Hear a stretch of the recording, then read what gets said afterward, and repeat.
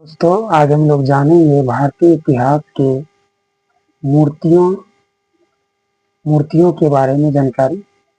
तो चलिए हम लोग आगे बढ़ते हैं।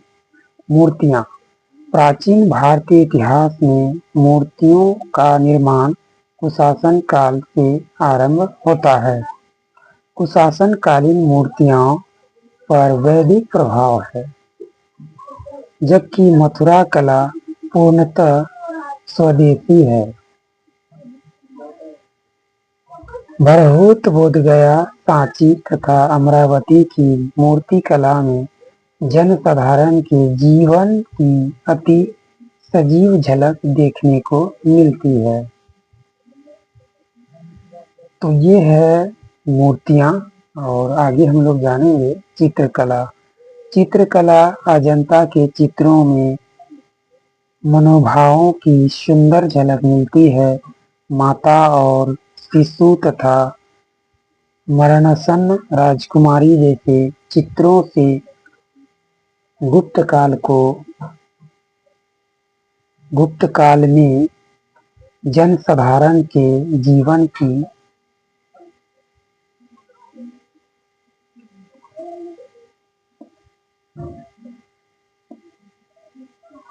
जैसे राजकुमारी चित्रों से गुप्त काल की कलात्मक उन्नति का पूर्ण आभास होता है। अजंता में बोधित्व पद्म पाणि का चित्र सर्वाधिक प्रसिद्ध है। मोहरे। आगे है मोहरे। तो मोहरे के बारे में कुछ जानते हैं। मोहरे। अवशेषों से प्राप्त मोहरों से प्राचीन भारत का इतिहास लिखने में बहुत सहायता मिलती है। मोहरों में व्यापारिक, धार्मिक, आर्थिक जीवन के बारे में पर्याप्त जानकारी प्राप्त होती है। हड़प्पा, मोहनजोदड़ो और बसाड़ से प्राप्त कांचीली मिट्टी की मोहरों में बने धार्मिक प्रतीकों से उस काल की धार्मिक स्थितियों का ज्ञान होता है।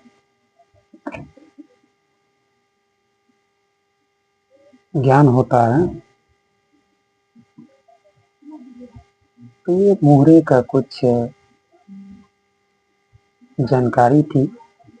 इसके बाद पुरातात्विक स्थलों का काल निर्धारण।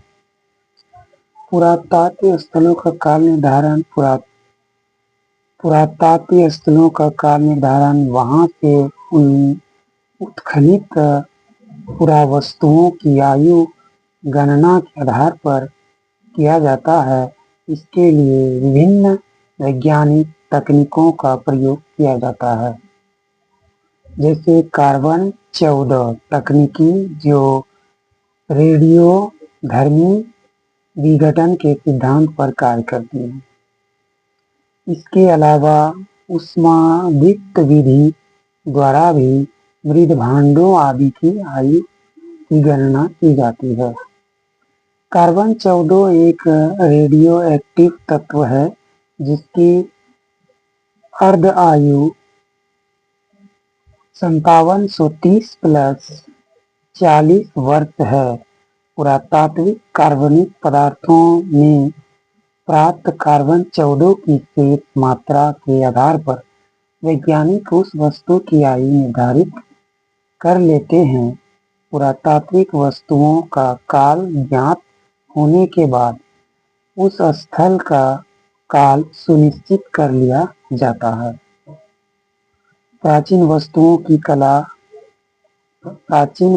की काल गणना में वृक्ष वलय द्वारा पोटेशियम अर्धन, यूरेनियम उपघटक, ट्रैक आदि विधियों का भी सफल उपयोग किया जाता है। इसके बाद है साहित्यक स्रोत।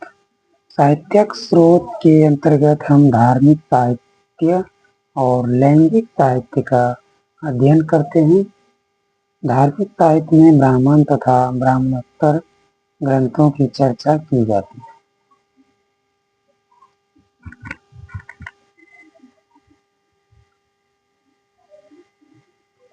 उसके बाद हम लोग आगे के चैप्टर जानेंगे।